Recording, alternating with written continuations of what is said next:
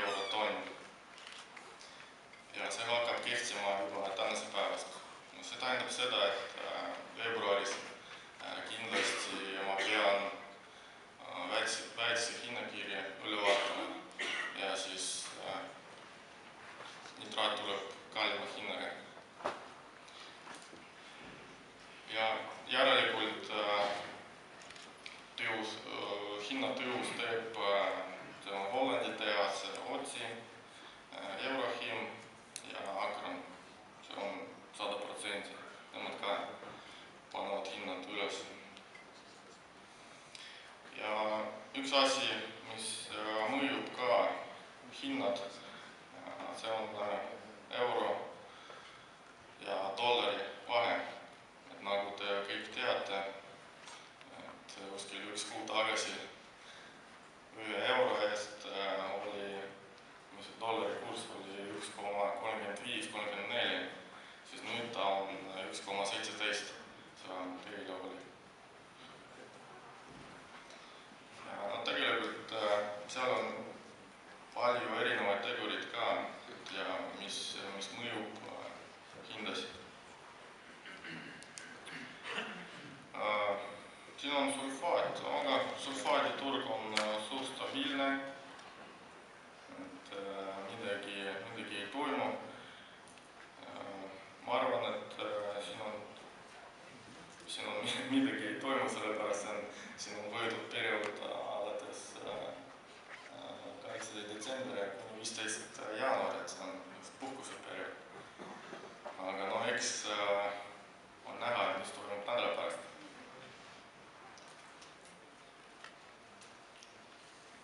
Ja ammoniumsulfaadi, mida me pakume, see on grupa Azote oma, see on ammoniumsulfaat makro, mis on meie hinnakirjas.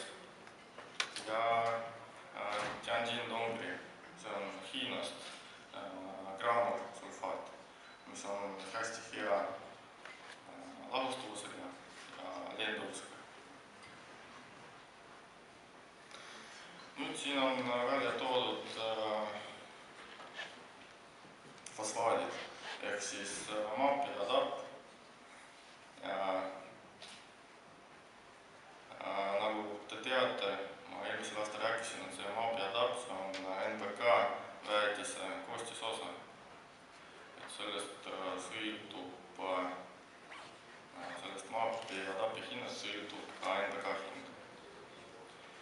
Ja siin on näha, et ta on tõuses. Ja see on just sellepärast, et ongi see euro ja dollari kurss. Siin on näha, ütleme, see on 2 nädalaga tõusnud. Siin on see esimene tulp on 15. jaanuar ja see on 18. detsember, kui ma ei eksi.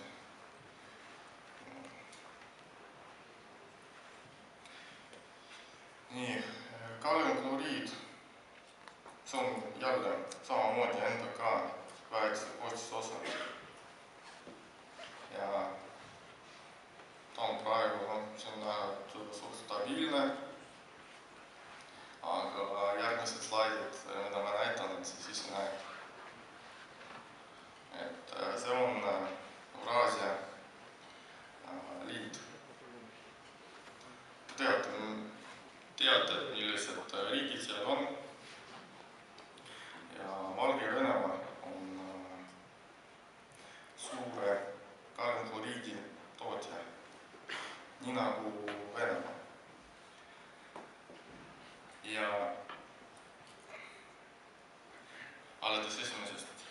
jaanuarist siis härra Lukašenko otsustas panna juurde 45 euro tonni kohta selle väetisel, mis sõidab väljaspool Euraasia liitu.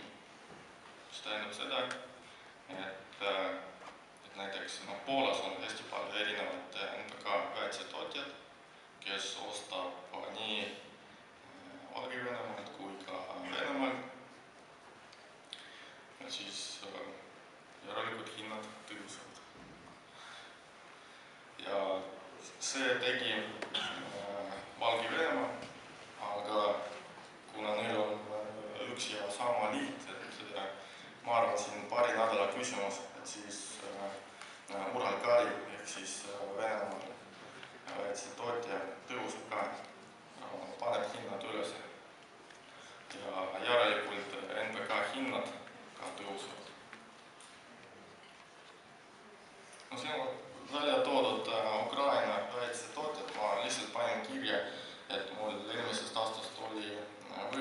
rääkisin Ukraina väetistest.